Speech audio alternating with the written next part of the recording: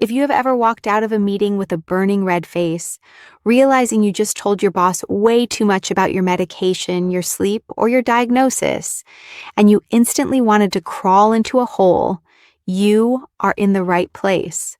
Or maybe you are on the other side. You are sitting at your desk, struggling to focus, terrified to ask for help because you are afraid you will be labeled as difficult or unstable. Work is one of the hardest arenas for managing bipolar disorder. You are trying to balance authenticity with professionalism and privacy with the need for accommodation. It is a tightrope walk. In this video, I am going to give you the exact scripts to walk that tightrope. We are going to replace oversharing with strategic communication. I will teach you the no labels framework, impact, request, and output. And I will give you specific sentences you can use today to get the schedule, the focus, and the space you need without ever uttering the words bipolar disorder. I'm Clara, your guide at Bipolar Clarity. Let's take a deep breath and put on our work armor. Before we build your scripts, I need to remind you that I am a passionate educator and an advocate, but I am not a doctor or an HR professional. This video is for educational purposes and is not medical or legal advice. Workplace laws vary by country, so always check your local regulations regarding disability accommodations. Let's start with the why. Why do we overshare, and why does it often backfire? We usually overshare because of a phenomenon called the explanatory gap. You feel terrible. You know your performance is dipping. You feel guilty. Your brain thinks, if I just explain why I am struggling, if I tell them about the medication change or the insomnia, they will have empathy and they will cut me some slack. But in a professional setting, excessive detail often creates anxiety, not empathy. When you dump medical information on a manager who isn't trained for it, they don't know what to do. They worry about liability. They worry about reliability. The goal of workplace communication is not to make them understand your illness. It is to help them understand your workflow. We want to move from confession mode to solution mode. Confession mode says, I can't come in because I'm depressed and my meds are messing me up. Solution mode says, I am not feeling well today, so I will be working remotely to ensure I hit the deadline. See the difference? One is a problem, the other is a plan. To do this, we are going to use the 3-part framework. Every time you need to ask for something, structure it like this. 1, the impact, how it affects the work. 2nd, the request, what you need. 3rd, the output, what they get in return. Let's apply this to the most common bipolar friction points. Scenario 1, the schedule. Bipolar disorder requires a steady circadian rhythm. Maybe you need to start at 9 a.m. instead of 8 a.m. because your sedating medication makes mornings impossible. Do not say, my ketapine makes me a zombie in the morning. Use the framework. The impact. I have noticed that my productivity and attention to detail are significantly higher when I start my day a little later. The request. I would like to propose shifting my hours from 8 to 4 to 9 to 5. The output. This will ensure that the morning reports are error-free, and I am fully online for the afternoon client calls. You framed it as a productivity hack, not a medical accommodation. Most bosses love productivity hacks. Scenario 2, the focus block. You are in a hypomanic or mixed state. You are irritable. The sound of coworkers chatting makes you want to scream. You need quiet. Do not say, everyone is annoying me and I'm about to snap. Use the framework. The impact. I am working on this complex data set and I need to go deep to make sure the numbers are right. The request?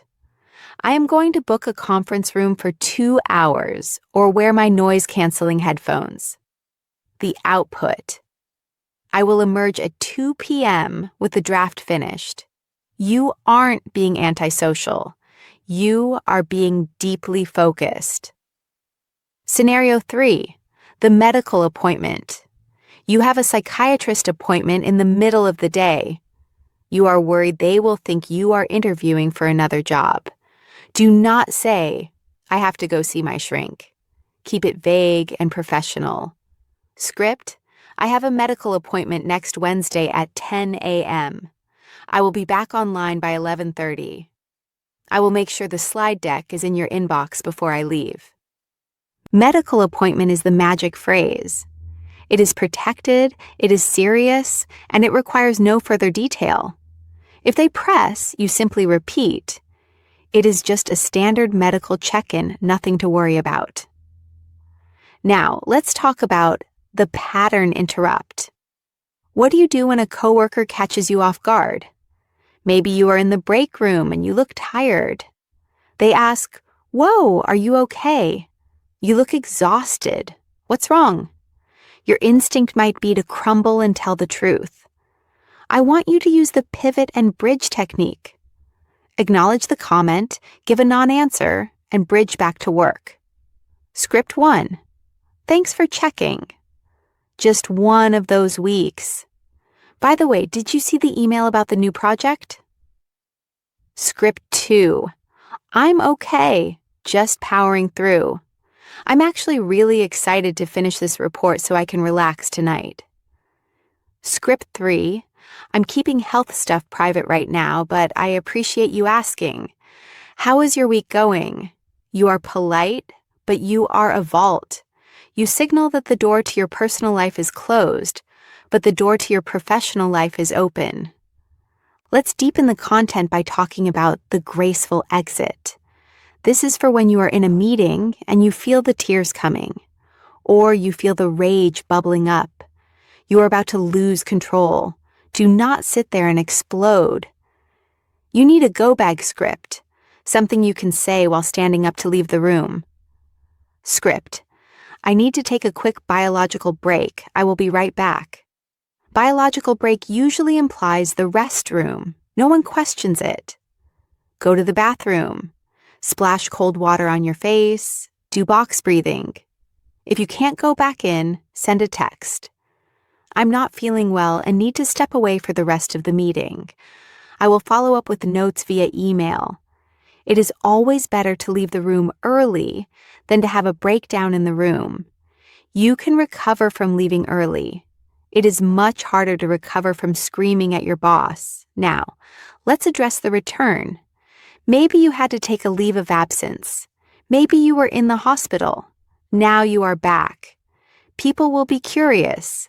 They will gossip. You need a holding statement. This is a boring, repetitive sentence that you say to everyone. Script. I had a medical issue that needed attention, but I am fully recovered and happy to be back. I miss the team. What is the priority for this week? If they pry, oh, was it COVID? Was it surgery? You say, I prefer not to go into the details, but thank you for caring. I'm just glad to be back. Repeat it like a broken record. Eventually, they will get bored and stop asking. I want to do a quick myth check. Myth. If I don't tell them I have bipolar disorder, I am living a lie. Reality. No, you're living with professional boundaries. You don't tell your coworkers about your sex life. You don't tell them about your credit card debt. You don't tell them about your root canal in graphic detail. Privacy is not deception. It is dignity.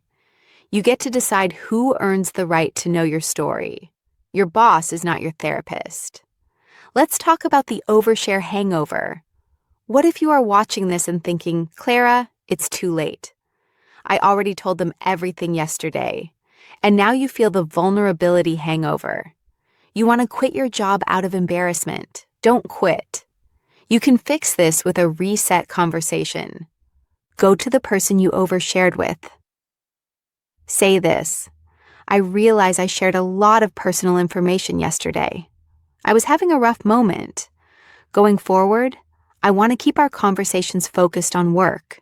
I really value our professional relationship. This draws a line in the sand. It tells them that was a one-time event, not the new normal.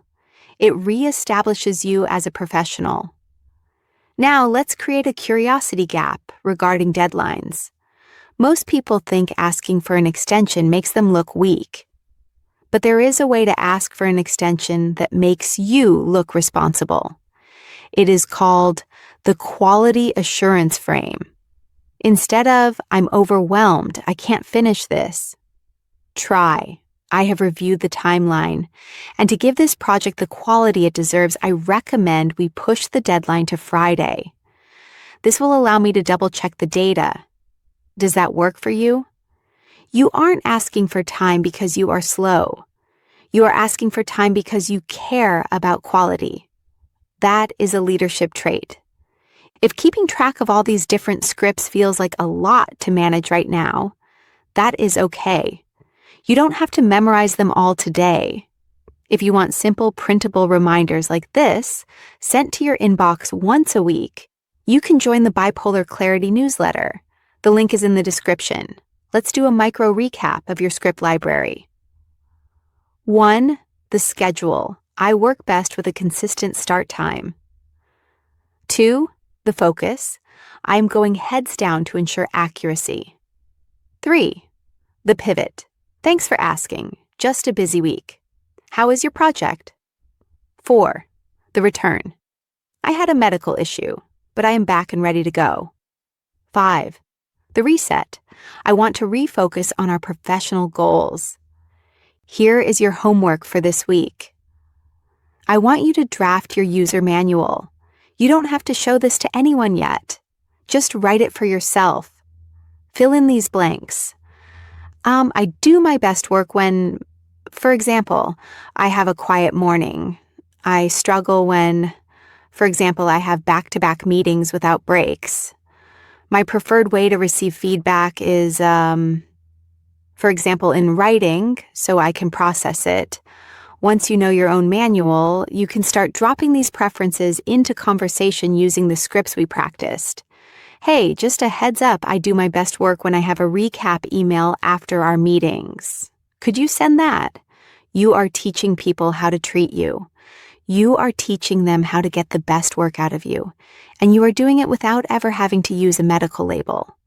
Work is hard enough without having to manage everyone else's reaction to your diagnosis. Keep your diagnosis for your doctor and your loved ones. Give your coworkers your talent, your time, and your boundaries. If this video helped you feel a little more armored for the workday, please subscribe. We are building a library of practical tools to help you navigate every part of this life. For your next step, I highly recommend watching the video appearing on your screen right now. It is called Bipolar Communication, one word that can stop a fight. It gives you even more tools for handling difficult conversations and regulating your own reactions. Thanks for watching, and remember, your privacy is your power.